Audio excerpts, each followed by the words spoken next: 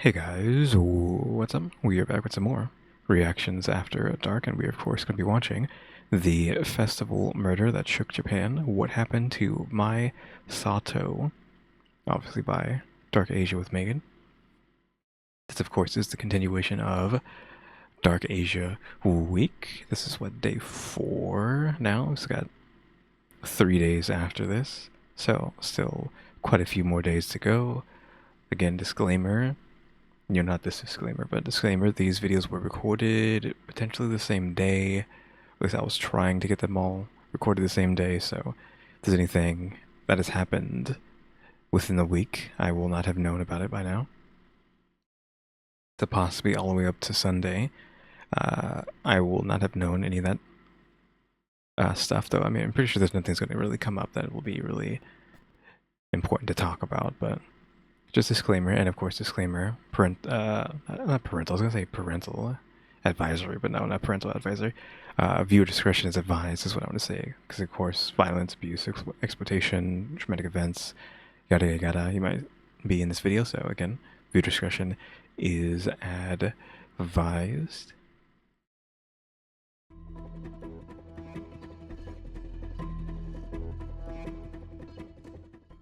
Imagine you're headed to a summer festival with a friend. You arrive excited for the night ahead, only to receive a text saying they can't make it. So, do you head home or stay and soak in the atmosphere alone? For 15-year-old Sato Mai, that decision would be her last. This is the story of a girl who vanished in the middle of a crowded festival, only to be found dead days later in an irrigation ditch, her body arranged in the shape of a hiragana character. More than 2 decades later, her case remains unsolved, a mystery that has haunted Japan and captivated true crime communities around the world. That's kind of like the unfortunate part about the Dark Asia videos, is that a lot of these stories are unsolved. Even in just this week, the first one was the monster with 21 faces, though that one isn't as bad because I don't think anyone got hurt. Outside of the police chief who self-immolated out of shame. But other than that, like, I don't think they hurt anybody. It was kind of just a game of cat and mouse. Right, it's like the standard thing that there's a lot of stories in like Japanese manga and anime about, like mouse, or not mouse, but like what is it called? The 'cause I just use the term cat and mouse, but there's like some sort of famous like thief who says, "Hey, I'm gonna rob this place," and then goes in and robs it and gets away with it, even though he told them he's gonna go rob the place. It's very similar to that. Like, hey, I'm going to do this. Here's a bunch of clues about, me. Try to find me, and they just never find it, right? So then the one after that, I think the people did get caught and penaltied, though of course, last episode unsolved. This one apparently is going to be unsolved as well. But yeah, like 3 out of the 4 here have been unsolved, because the first one was also unsolved, even though it wasn't really that. Like, again, I don't think anyone got hurt, seriously hurt or killed, but it's still unsolved because they couldn't find the people who actually did it. Now let's begin.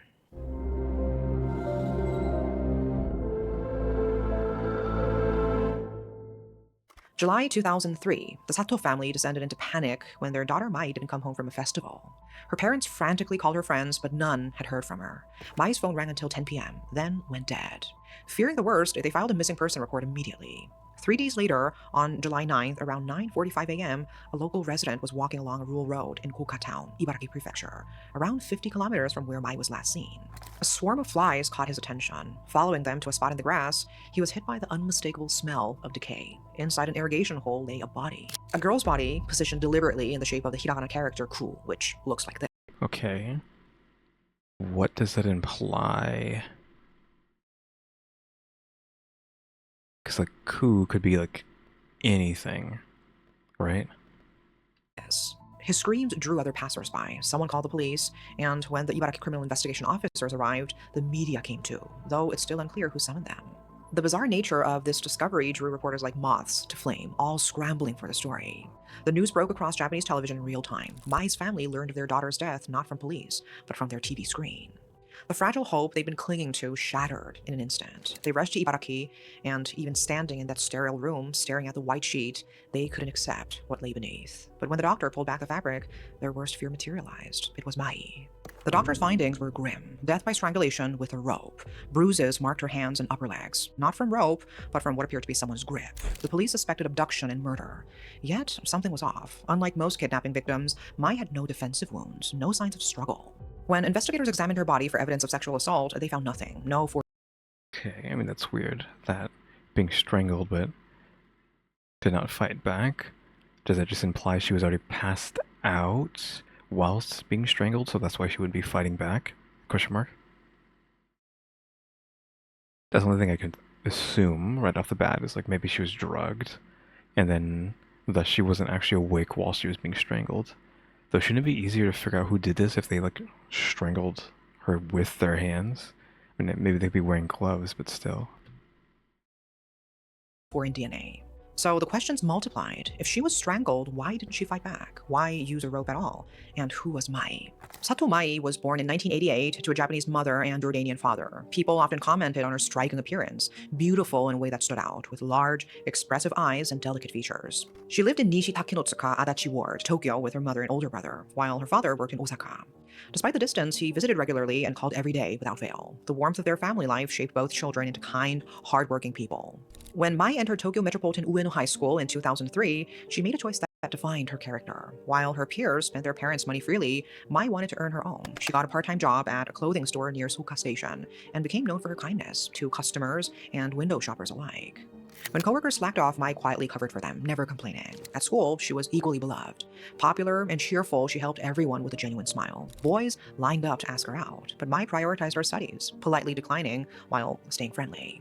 Her real joy came from hanging out with friends, watching movies, shopping for cute accessories, sharing desserts after school. Sunday, July 6, 2003, started like any other day off. Mai's mother and brother had traveled Okay, so this is a long time ago. to Miyagi Prefecture to visit family. Mai had planned to join them, but her father was coming from Osaka that weekend, so she stayed behind to spend time with him. Around noon, she told him she was meeting a friend to go shopping, something she loved. Like any protective father, he asked her to come home early. "I'll be back just past 8, she promised. And those would be the last words she'd ever speak to him. Like, just past 8's pretty late, question mark, for a kid, but I don't know. It depends on, like, the family and, like, how late you're allowed to be out, but, yeah, 8 o'clock's pretty late, I feel like. 8 p.m.? Mai took the train from Takinotsuka Station to Soka Station, where she met her friend, a 20-year-old woman who worked at the same clothing store. Despite seeing each other almost daily, the two never ran out of things to talk about. They had lunch at a fast food restaurant, they spent the afternoon browsing accessories and trying on clothes. Around 6 p.m., they had dinner, then traveled to North Soka Station to Koshigaya West Station. They watched the sky darken and the city lights blink on, creating what looked like rivers of stars across the urban landscape. At a clothing store, both girls picked out matching black tops. Mai bought black pants too. She was so excited about her new outfit that she changed into it immediately, stuffing her old clothes into the red plastic shopping bag. After saying goodbye, her friend headed to Shinden Station, while Mai mentioned meeting other friends. Mai boarded a train and got off at Yatsuka Station. Near the platform, she noticed a crowd of people in yukatas, traditional summer wear, all heading in the same direction. About 200 meters from the station stood the Seizaki Sengen Shrine, normally a quiet place, but that night, a summer festival had transformed it into a sea of lanterns and laughter. Mai wanted to feel that magic too. Summer festivals are sacred to Japanese culture. They are nights when the air is warm and the stars shine clear, when strangers become friends through shared songs and dances. Food stalls line the paths, paper lanterns cast everything in a golden glow, and fireworks paint the sky. It's impossible not to smile. Mai had planned to meet friends at 7 p.m. She arrived early and wandered through the stalls, watching people play traditional games like Kingyusukui, catching goldfish with paper strainers. Okay, so the whole friend group, question mark, bailed. Like, I figured it was just, like, one person. And, like, she was prepared for this, but no, she just happened to stumble upon a summer festival happening, question mark. And I was like, hey, let's go to this thing. But then the whole friend group just bailed, question mark. So that might be, she might just be going with, like, one person or, like a boy or something, right? Because that's kind of like the stereotype with matsuris or whatever, right? Festivals, is to, go with a date or something. Specifically if you're like a high schooler. Then her phone buzzed with a message that changed everything. "Sorry, I think I couldn't make it to the festival," one friend canceled. Mai tried her other friend, but got no response, no answer to her calls or texts. Rather than let disappointment ruin her night, Mai decided to enjoy the festival anyway. And that was who she was: optimistic, resilient, determined to make the best of things. Witnesses later told police they saw Mai talking to a woman in red clothing, though no one could say what they discussed or what became of that encounter. Around 8 p.m., Mai stopped at a shaved ice stall run by a 17-year-old girl. They struck up a conversation and quickly bonded. When Mai asked when the stall closed, the girl told her, and Mai smiled. "Then I'll help you out because you've been so kind to me," she said. For the next hour, Mai served customers without accepting payment. She greeted everyone with warmth, joked to keep the atmosphere light, and worked as hard as if it were her own job. The stall owner thanked her repeatedly, touched by the stranger's generosity. Okay, so she's been seen by a bunch of people, interact with a bunch of people. Where is the bad apple going to come into play? Around 9 p.m., Mai's phone rang. The call was brief. Between the noise of the crowd and the festival music, she couldn't hear properly. After hanging up, she exchanged contact information with a shaved ice vendor and slipped back into the sea of festival goers, heading toward the exit. She walked to a nearby convenience store, phone pressed to her ear. Security footage shows her buying a drink, then sitting outside on a step. Multiple witnesses remembered seeing her there, looking anxious, repeatedly checking her phone and making calls. Okay, why? Is she trying to get someone to pick her up, to take her home, or what? I assume she could just walk home, but that's also dangerous? Question mark. Like, how late is it now? Right? Since she said she's gonna be out till like past 8 o'clock. She was waiting for someone. And this was the last confirmed sighting of Sato Mai alive. At home, Mai's father grew increasingly worried. She'd promised to be back after 8 p.m. When the clock struck 10 and her phone went straight to voicemail, his concern turned to dread. He called her friends, but no one knew where she was, and he couldn't wait any longer. He called his wife and went straight to the police station. Hours became days with no news, until July 9th, when the body was discovered in Koukatown. Media outlets broadcast the details widely, including images of the victim's face. And that is how Mai's family learned their daughter was dead. They rushed to Ibaraki, still refusing to believe it until the doctor pulled back the sheet. The examination revealed strangulation marks on her neck from a rope. Bruises on her hands and upper leg suggested someone had gripped her hard, but the absence of defensive wounds was puzzling. If she'd been attacked and restrained, why didn't she fight? The lack of foreign DNA ruled out sexual assault. Mai was still wearing her black top and pants, but her red plastic bag, silver Rolex watch, purse, phone, and money were all missing. Strangest of all, her white socks were spotless, not a trace of dirt, as though she'd removed her shoes before entering someone's home. Okay. It's weird. Okay, I forgot this is unsolved too. Oof, that sucks. So they stole her stuff, or like she's saying it entered someone's house. Did she go to someone's house, left her stuff there, and like was killed there and then dumped somewhere? And that's where she was drugged then? I mean, she could have just fallen asleep and then got strangled then, but I feel like you would wake up from being strangled, so that's not really an option. It would have to be that she was drugged at some rando's house, and then killed, and then dumped somewhere. And then her stuff is still at that person's house. The police interviewed her friends. No one had useful information. Without modern cell phone tracking technology, investigators couldn't identify who had called Mai that night or where her phone had ended up. Desperate for leads, police distributed thousands of flyers describing Mai's appearance, clothing, and missing belongings. And the response was overwhelming at first, but by 2009, tips had dried up completely. On June 29, 2007, the case entered Japan's Special Investigation Reward Program. The Sakai police station and Mai's family offered 5 million yen for information leading to an arrest. That's a lot of money. The deadline expired on July 1, 2008, with no breakthroughs. Police from Tokyo Metropolitan, Saitama Prefecture, and Ibaraki joined forces, releasing security camera footage and Mai's most recent photos. But nothing. Then, 19 years later, police released previously unseen CCTV footage from the convenience store near Yatsuka Station. The timestamp was 9 p.m. on July 6, 2003. It shows Mai buying 2 drinks while on the phone, then sitting near the entrance, clearly waiting. Eventually, she walks north alone and disappears from frame. And this was their last solid lead. A former resident near Yatsuka Station later claimed the area was known for men picking up women at night, especially near the parking lot. Yeah, again, like I feel like she was waiting for somebody, but like who was she waiting for? It couldn't have just been some sort of random person. I mean, obviously, you always want to go to someone that that person knows, but was it really someone they knew, or just a random guy here? He theorized Mai might have encountered one of them, but without evidence, it remains speculation. Every year around the summer festival season, Mai's family and the prefectural police distribute over 2,000 pocket tissues printed with Mai's information, hoping someone who was at the festival that night will remember something, anything. In April 2021, the Ibaraki Prefectural Police Department introduced a new reward system, offering up to 50,000 yen per case for useful tips. On June 2nd, 2025, the reward for information in Mai's case was increased to 10 million yen, funded by the Himawari Association, which is an organization of people connected to unsolved cases. But as the years pass, hope fades. The case that should have been solvable, a girl disappearing from a crowded public festival, remains Japan's most haunting mystery.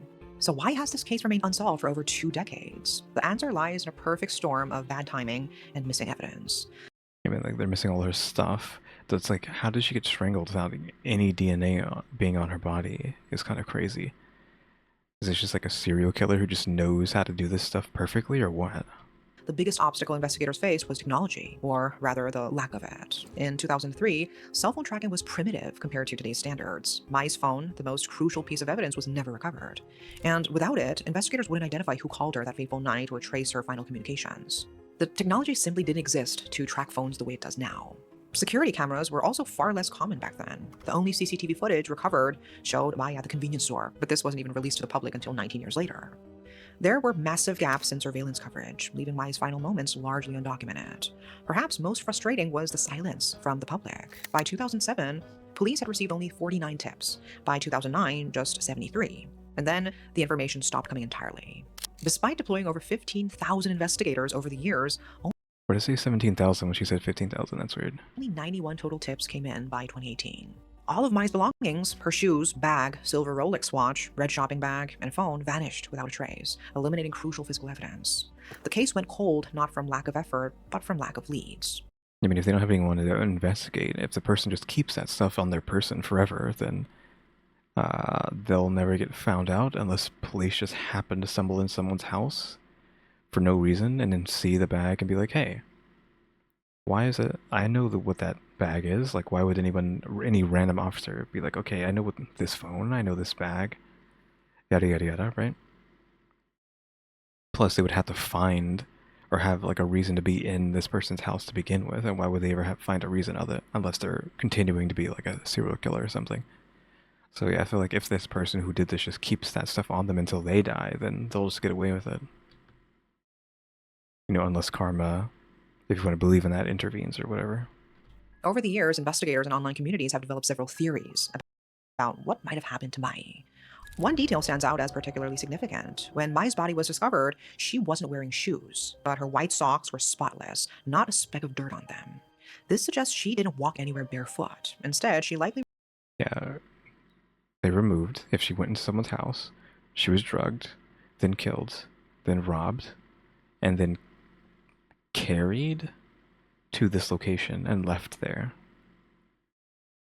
removed her shoes before getting into a car or entering a building. If she took her shoes off voluntarily, that means she probably trusted whoever she was with. Maybe it was someone she knew.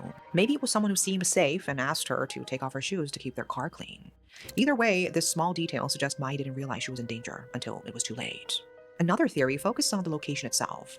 Yatsuka Station was reportedly known as a place where men would approach young women at night, especially near the parking lot. Some believe Mai encountered a predator who came to the festival specifically looking for vulnerable targets, young women alone, distracted by the crowds and festivities. And there's the mystery of the woman in red. Multiple witnesses saw Mai talking to a woman wearing red clothing at the festival, but this person never came forward. Was she involved? Did she witness something important? Her identity remains unknown. It could just be some random person she talked to. But the most critical question remains unanswered. Who called Mai around 9 p.m. that night? That mysterious phone call caused her to leave the shaved ice stall where she'd been happily helping a new friend. Witnesses saw her anxiously checking her phone and making repeated calls at the convenience store afterward.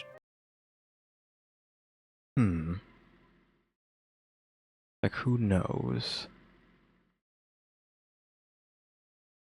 Because she technically did just give her information to that stall.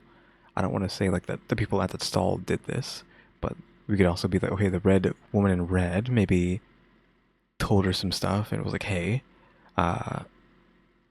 this number is going to call you to do whatever it is that you're interested in doing. So be ready for that, question mark. And then when she got that call at 9 or whatever, she went out there and left with whoever. So you can make that assumption if we're trying to, like, say the woman in red has something to do with this. That they had some sort of discussion where they swapped info, and there's supposed to be some sort of business deal, like, oh, you're so pretty, come be a model for our modeling agency, yada yada yada, we'll call you at blank time and come pick you up to go do modeling, or like come sign up to be a model or something. That seems very Japan, I think, because they always are in their media. There's always like not always, but often enough there's like a scene of, hey, you're so pretty, will you come be a model for us, yada yada yada, right? It's like I could see that being a case where, pretty woman goes up to another woman, so it kind of disarms them rather than like a man doing it and be like, hey, you're pretty, come be a model for a modeling agency, this number will call you in a few hours and go get you signed up, they'll come pick you up, take you to the modeling agency, and whatever, right? I feel like that is a pretty good explanation for what happened, just like with no leads whatsoever. I think that is what happened. So how about the Japanese police watch this video and then go add that to the case? That's what I think could have happened with that one. This person, whoever Oh they yeah, are, but then like the guy who went and picked him up was like a bad guy or whatever. Like this is like some sort of tag team duo doing bad stuff for some reason. I don't know. holds the key to solving this case. What truly baffles investigators is how all these pieces fit together. Mai was strangled with a rope, yet she had no defensive wounds, no scratches, no signs of struggle. Her clean socks suggest she went somewhere willingly. But who could make a 15-year-old girl trust them enough to remove her shoes and go with them, only to kill her hours later? And why was her body positioned in the deliberate shape of the character Cruel? Was it a signature, a message? 22 years later, no one has deciphered its meaning. Mai They could just be like digging into that too much. Like maybe it doesn't mean anything. Because if let's say you're princess carrying somebody and then you just dump them onto the ground, like you bend over and just dump them down, I could make the argument that their body would just happenstancely end up being a Q, right? Because your left arm is on their back, your right arm is on their knees, and then if you just lay them down, they might end up in a Q shape. disappeared in that narrow window of time when cell phones were common enough to be crucial evidence, but technology wasn't advanced enough to track them. A case that might have been solved in days with today's technology remains one of Japan's most haunting mysteries. Mai's family can only wait and hope. So what do you think happened to Mai? Was this a crime of opportunity by a stranger, or was she targeted by someone she knew? I think I already solved the case. Woman in Red was a accomplice to a fake modeling gig thing, got her hopes up, and told her about the guy. Some guy's gonna call her, take her to the agency, yada yada yada. Guy picks her up, kills her, robs her, and then goes off with her stuff, possibly with the woman in red. Because, like, again, they would have to be accomplices in this together. So The truth is still out there, waiting to be uncovered. That is all for today. Thanks for watching. yeah, that is, of course, that video. Again, like that's what I've already given my 2 cents on what I think could have possibly had happened if we're going with the woman in red being a part of what had happened to her. Being just unfortunate that we would constantly have all these unsolved cases with Dark Asia, with Megan, just not something that can be helped. It's just like the kind of what she talks about, because a lot of people just talk about cases that are solved, I think. So I think she's kind of just someone who isn't really bothered by talking about stuff that is not solved, or potentially will never be solved, etc., right? Yeah, that is it for today. What is this one? The fourth one? The fourth day? So this is Thursday's video, question mark?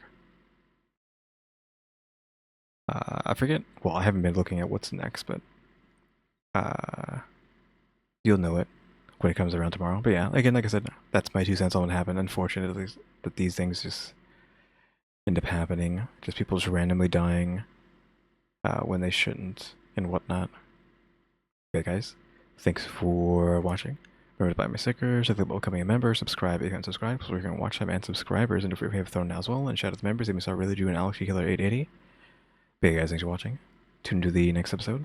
Like, subscribe, comment. Do the do. See ya.